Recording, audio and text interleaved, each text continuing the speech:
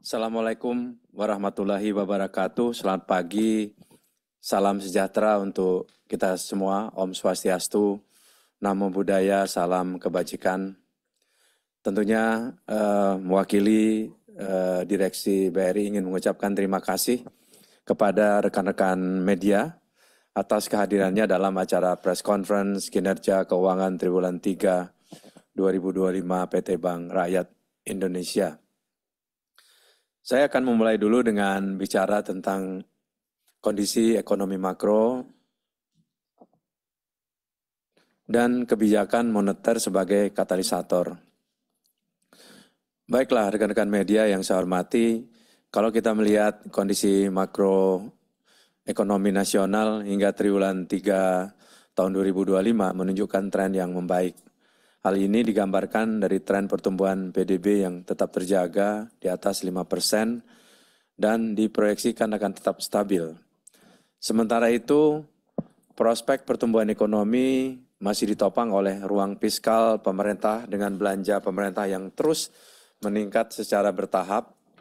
Hingga triwulan 3 2025, realisasi belanja pemerintah telah mencapai angka sebesar 2.235 triliun rupiah atau telah mencapai sebesar 62% dari total anggaran, dan ini menunjukkan kemampuan fiskal yang masih cukup luas untuk menjaga momentum pertumbuhan ekonomi.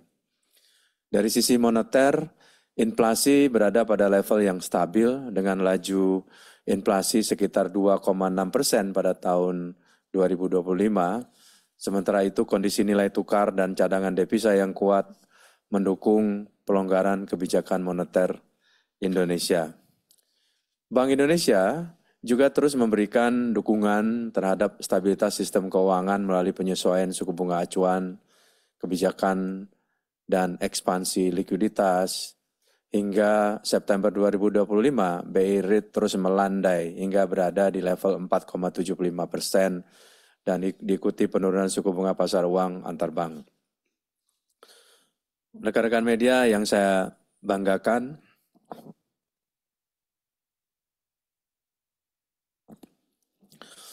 kinerja industri perbankan nasional, kalau kita lihat lebih dalam ya, kondisi makroekonomi Indonesia yang positif tersebut juga berdampak terhadap stabilitas industri perbankan nasional. Kita melihat bahwa aset perbankan nasional mengalami pertumbuhan sebesar 6,43% year on year, sementara kredit juga mengalami pertumbuhan yang positif sebesar 7,6% secara tahunan, dan dana pihak ketiga juga meningkat sebesar 8,5% secara year on year. Kami melihat bahwa tren tersebut mencerminkan keseimbangan antara ekspansi kredit dan penguatan basis pendanaan. Selain itu, kondisi industri perbankan yang sehat juga digambarkan dari likuiditas yang memadai dan permodalan yang kuat, di mana tercatat LDR atau loan to deposit ratio berada di level 86% dan capital adequacy ratio atau CAR kita melihat juga angkanya cukup tinggi, yaitu sebesar 26,03% ya, meskipun sedikit NIM ya, kita sedikit menunjukkan ada penurunan dalam jangka waktu tertentu di tahun 2025. Kami juga melihat bahwa dengan kondisi makroekonomi dan industri perbankan yang kondusif tersebut, BRI melihat prospek pertumbuhan ke depan akan semakin kuat. Tentunya ini ditopang oleh penurunan biaya dana, cost of fund, perbaikan likuiditas, serta peningkatan permintaan kredit di sektor produktif dan konsumtif. Nah, kami juga melihat bahwa ingin menunjukkan kepada teman-teman media gimana support ataupun dukungan BRI terhadap program prioritas pemerintah. Kami tentunya mengapresiasi dengan stabilitas makroekonomi dan perbankan nasional yang terjaga. Ini akan menjadi fondasi penting bagi berkelanjutan pertumbuhan ekonomi nasional dan kita harapkan akan terus membaik di masa yang akan datang. Sejalan dengan itu, untuk mendorong dan mengakselerasi perekonomian Indonesia, BRI juga mengambil peran strategis melalui dukungan pelaksanaan berbagai program prioritas pemerintah seperti kredit usaha rakyat atau KUR. BRI telah menyalurkan senilai 130,2 triliun rupiah kepada hampir 2,8 juta debitur, setara dengan pencapaiannya adalah 74,4% dari total alokasi yang diberikan oleh pemerintah kepada BRI selama tahun 2025 ini, yaitu sebesar 175 triliun rupiah. Kemudian yang kedua adalah makan bergizi gratis atau MBG sebagai wujud dari dukungan terhadap program prioritas pemerintah dan meningkatkan kesejahteraan masyarakat dan ketahanan pangan nasional. BRI juga turut berperan aktif dalam program MBG. Tercatat lebih dari 3.854 satuan penyedia pangan gizi atau SPPG atau dapur telah memperoleh layanan perbankan dari BRI. Di sisi pembiayaan, BRI telah menyalurkan pembiayaan sebesar 104,4 miliar untuk pembangunan dapur MBG di berbagai wilayah Indonesia. Yang ketiga adalah Koperasi Desa Kelurahan Merah Putih atau KDMP.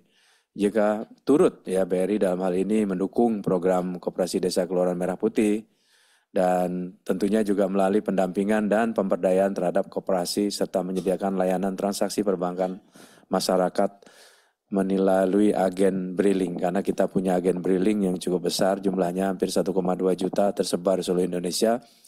Ini akan bisa bagus untuk berkolaborasi dengan koperasi-koperasi yang juga jumlahnya cukup besar, sekitar 80.000 lebih koperasi nanti akan berdiri dan hadir di seluruh provinsi, kabupaten, dan juga desa.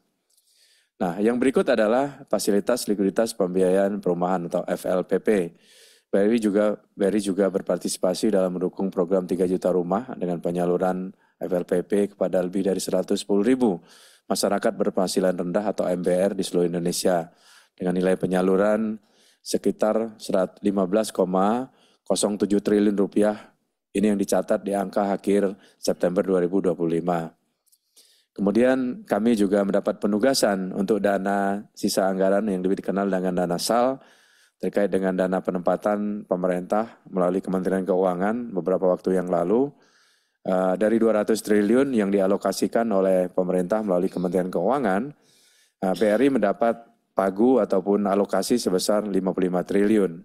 Jadi pada tanggal 16 Oktober 2025 yang lalu, dana tersebut telah dialokasikan penuh, sudah disalurkan ya, untuk mendorong pertumbuhan ekonomi melalui pembiayaan ke sektor produktif dengan segmen pembiayaan. Kita alokasikan untuk segmen mikro sebesar 28,08 triliun, kemudian korporasi mencapai 11,07 triliun, komersial sebesar 10,13 triliun rupiah, dan terakhir konsumer juga kita dorong sebesar 6,58 triliun rupiah. Kemudian BRI juga ikut dalam mendukung program bantuan subsidi upah ya. Kita membantu menyalurkan dengan nilai sebesar 2,25 triliun pada lebih dari 3,7 juta rekening penerima yang dilakukan dalam 4 tahap. Hal ini merupakan bentuk peran aktif BRI dalam menjaga daya beli masyarakat. Nah, kita tahu daya beli masyarakat menengah ke bawah memang banyak sedikit agak melambat, ya, agak melemah. Tentunya ini program pemerintah disalurkan dari BRI, harapannya daya beli akan ikut membaik. Kemudian kami juga mendukung ya bantuan langsung tunai sementara kesejahteraan rakyat atau BLTS Kestra.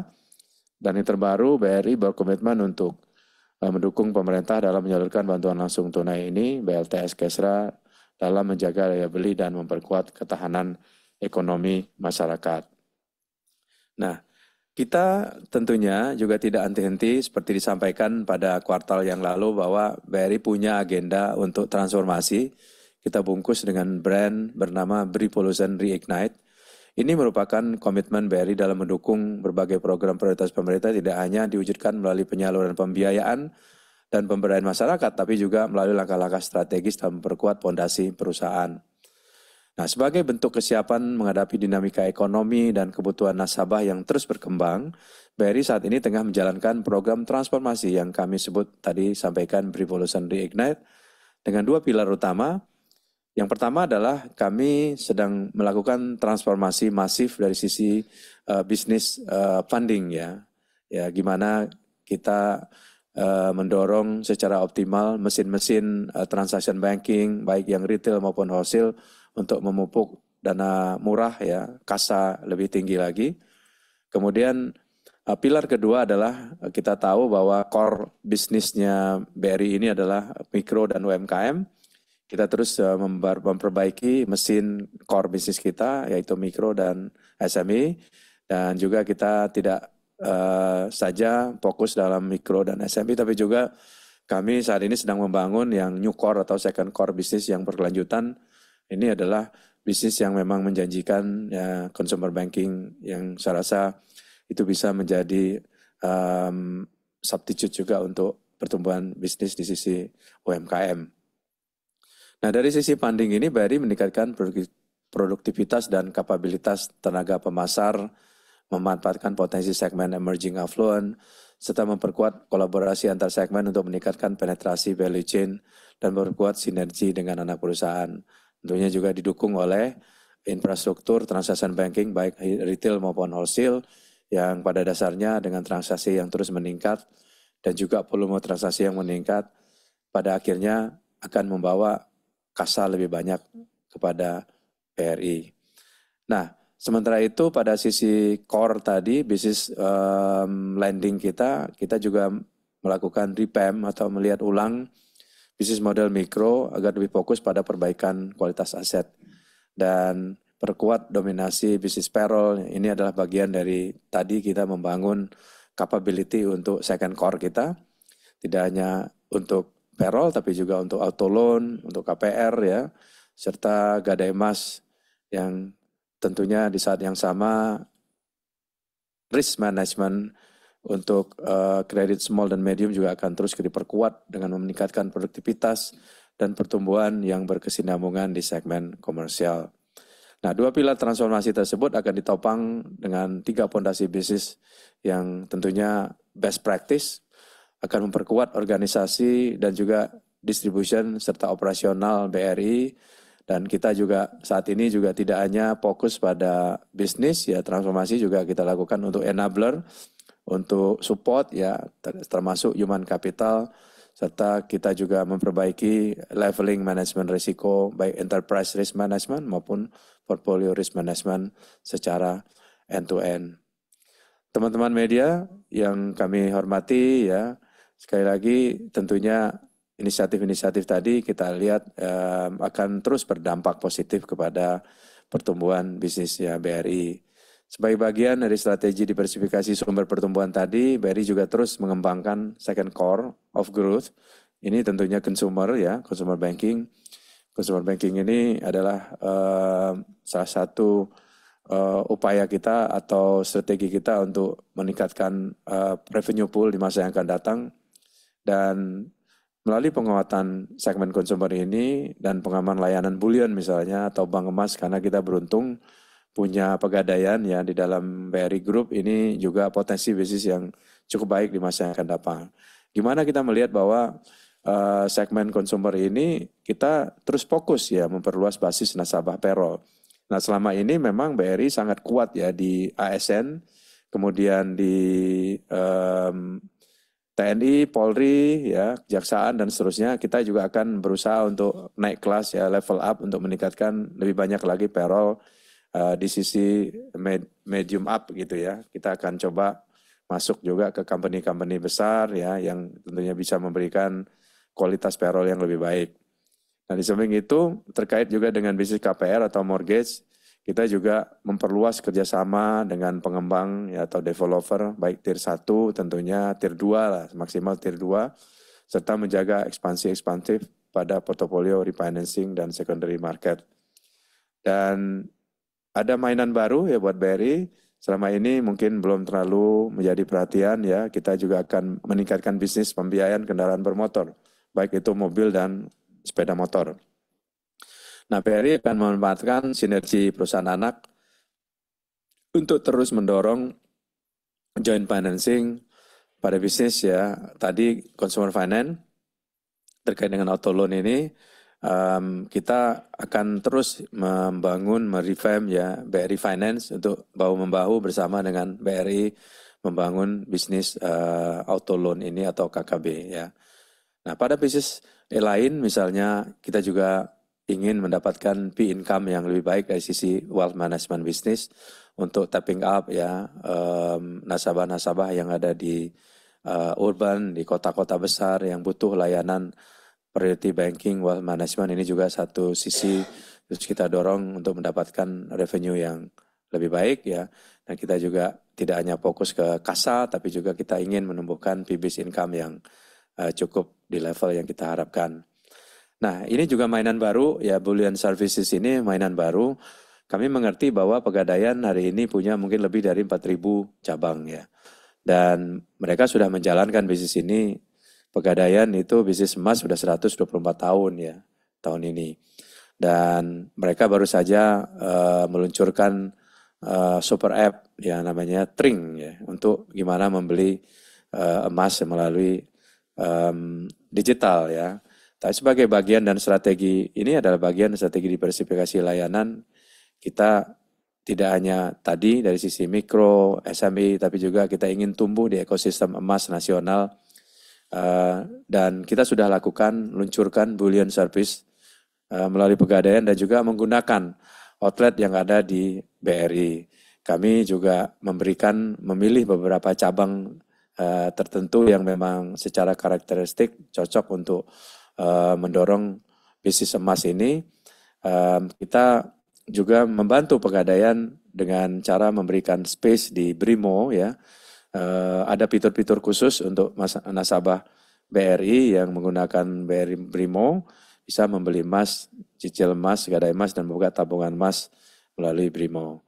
Nah, dalam rangka mewujudkan komitmen terhadap transformasi digital ya, baik di BRI maupun Pegadaian, tentunya kedua area tadi, kedua organisasi ini telah memiliki super app yang memang bisa diandalkan ya, bisa kompetitif ya.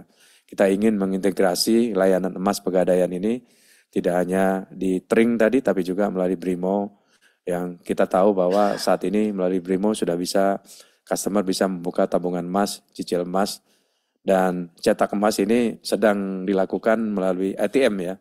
Saya rasa Pegadaian dalam waktu tidak terlalu lama akan memiliki ATM emas yang ditempatkan di tempat-tempat ramai, misalnya di mall dan sebagainya. Bagi nasabah yang sudah memiliki rekening Pegadaian dan juga sudah mendownload aplikasi Tring, bisa mencetak emas melalui ATM dengan berat yang sesuai dengan apa yang diinginkan. Nah, kita melihat highlight ya dari banyak inisiatif tadi yang dikerjakan di BRI, baik yang terkait dengan program pemerintah maupun transformasi masif yang kita lakukan, tidak hanya dari sisi funding, di sisi lending ya, kemudian gimana kita membangun sinergi dengan perusahaan anak, ya dengan berbagai inisiatif tadi yang berjalan dengan baik, kinerja keuangan BRI hingga triwulan 3 2025 ini menunjukkan tren pertumbuhan yang positif. Dan kita ingin tidak hanya positif tapi juga berkelanjutan ya.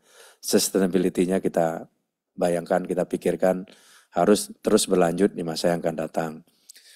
Dan dengan penekanan pada strategi penghimpunan dana murah atau KASA yang berhasil mendorong efisiensi biaya dana dan menopang fundamental bisnis perseroan. Nah, kita melihat bahwa highlight kinerja keuangan BRI secara konsolidasi atau secara grup hingga akhir September 2025, teman-teman media bisa melihat bahwa total aset BRI mengalami pertumbuhan sebesar 8,2% ya secara tahunan. Saat ini aset BRI menjadi sekitar 2.123,4 triliun rupiah.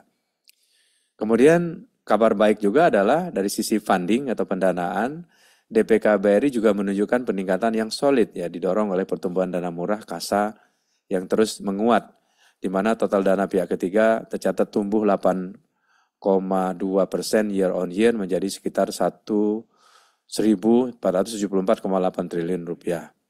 Nah, KASA sendiri juga saya rasa nanti di halaman belakang saya akan jelaskan pertumbuhannya cukup signifikan dibandingkan dengan kuartal yang lalu. Nah, di sisi intermediasi penyaluran kredit, BRI mengalami pertumbuhan sebesar 6,3% year on year menjadi sebesar 1.438,1 triliun. Perbaikan fundamental kinerja BRI tersebut berdampak positif terhadap pencapaian laba perseroan. BRI berhasil mencetak laba bersih sebesar 41,2 triliun rupiah hingga akhir triwulan ketiga 2025. Saya sampai di sini ya menyampaikan pemaparan ini.